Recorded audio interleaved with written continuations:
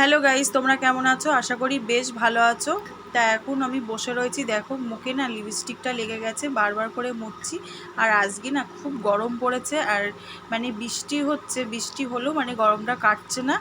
তা যাই হোক, আর এই দুদিন খুব ভালো গেছে, রোদ খুব ভালো রোদ হয়েছে, বৃষ্টি নেই।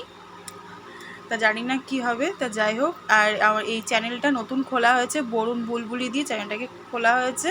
তা শর্টস ভিডিওগুলো দিয়েছি, শর্টস ভিডিওগুলো তোমরা সবাই দেখো। আর বড় ভিডিও এই একটাই দিচ্ছি, তোমরা সবাই দেখো বড় ভিডিও, শর্টস ভিডিওগুলো সবাই দেখো।